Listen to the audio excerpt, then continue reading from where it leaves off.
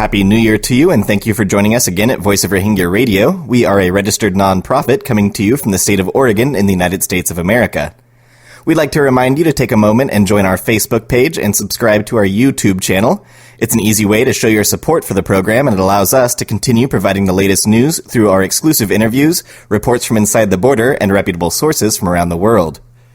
Voice of Rohingya Radio is the only news source of its kind in the English-speaking world, bringing you the latest news in a convenient format and keeping you informed and involved. You can listen to our program every week, Sundays at 6 p.m. Pacific Time, by logging on to our Facebook or YouTube page, where we'll keep you up to date with our past and future programs. It is January 4th, 2015. For Voice of Rohingya Radio, I'm your host, Zach Taylor.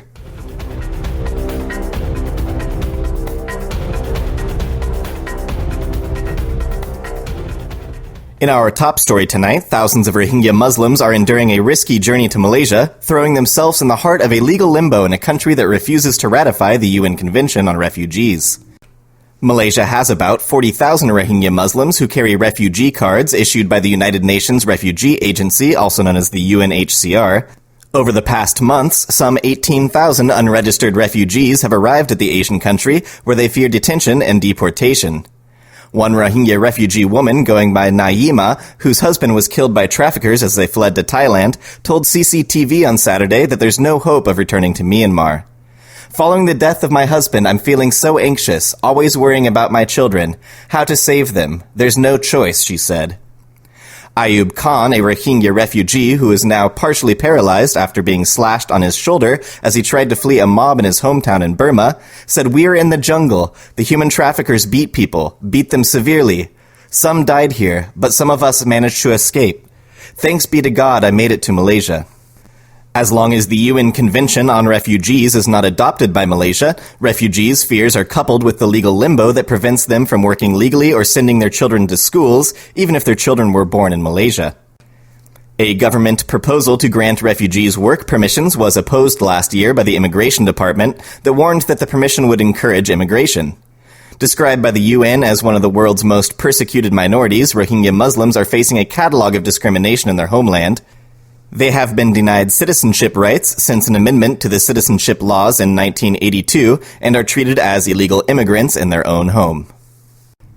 The United Nations is seeking to end the citizenship issues in Myanmar. The UN General Assembly on Monday adopted a resolution urging Myanmar to grant citizenship to its Rohingya Muslim minority and grant them equal access to services.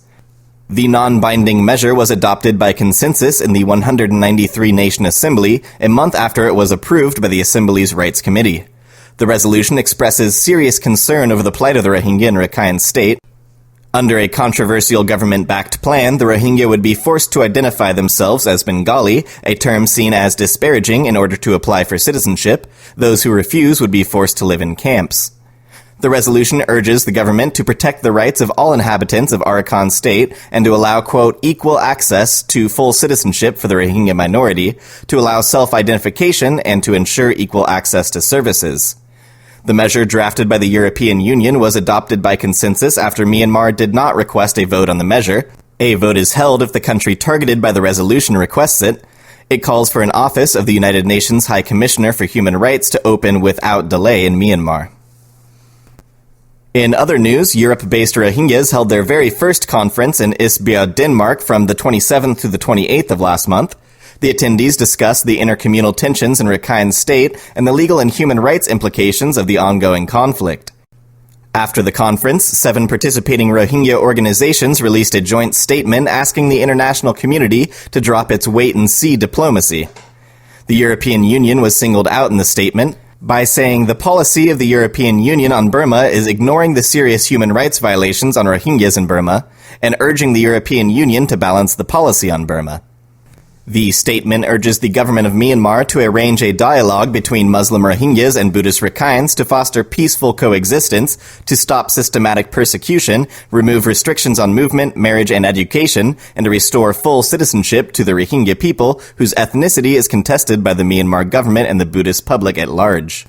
The UN, EU, UK, and US governments were asked to support an international investigation on human rights abuses in Rakhine and to put pressure on the Thein Sein government to repeal or amend the 1982 citizenship law.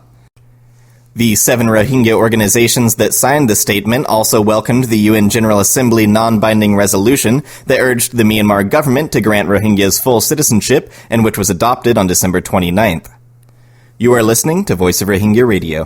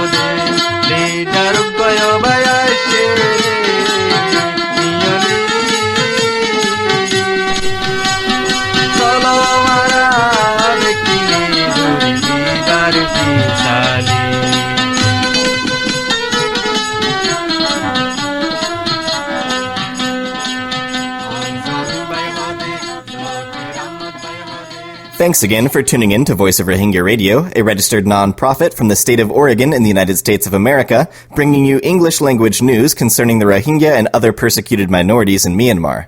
I'm your host, Zach Taylor. In a recent report about Myanmar's progress in 2014, President Thein Sein said he is unable to ensure that political reforms meet the people's expectations. The president stated that Myanmar needs mutual respect, cooperation, and rapport to establish a democratic society, saying that Myanmar government has stressed the need to create understanding rather than conflict and to build mutual trust between different regions. The president said that goals were far from being achieved, citing preoccupation with reforms that are not allowing Thein Sein to meet public expectations. The president said, quote, "The government will continue to lead the reform process, and we will welcome the advice and criticism of the public to fulfill the requirements and desires of the people. We are inviting people to cooperate in the reform plan." When asked which aspects of the political reform process she believes have been successful at press briefings on December 30th, opposition leader Aung San Suu Kyi declined to comment. In other news, Speaker of the Assembly of the Union of Myanmar, Tharu Ushoe Man, is expected to visit Bangladesh by the end of this month. The 4-day visit will be made at an invitation of Speaker Dr. Shirin Sharmin Chaudhuri, said diplomatic sources, adding that Dhaka is still waiting for a specific date from Myanmar. Voice of Rohingya Radio has received a report from inside the country that Myanmar's police force has brutally tortured an innocent Rohingya who was arrested over allegations of ties to so-called Rohingya militants in Bangladesh. The victim was tortured so brutally that several ribs were fractured severely. The victim has been identified as Muhammad Salam from Longdoon village in northern Maungda Township. Muhammad Salam is known by locals as a good man who earns his livelihood by trading timber under Mient Brothers Company. 3 police officers arbitrarily arrested him around 6 p.m. on November 30th over his alleged connection to the Rohingya Solidarity Organization. Muhammad was first detained in the custody of the Border Guard police. There he was inhumanely tortured by being beaten and subsequently subjected to a large vice-type mechanism which caused the fracturing of his ribs. Sources are saying the victim was forced to say that 15 others are also linked with the RSO.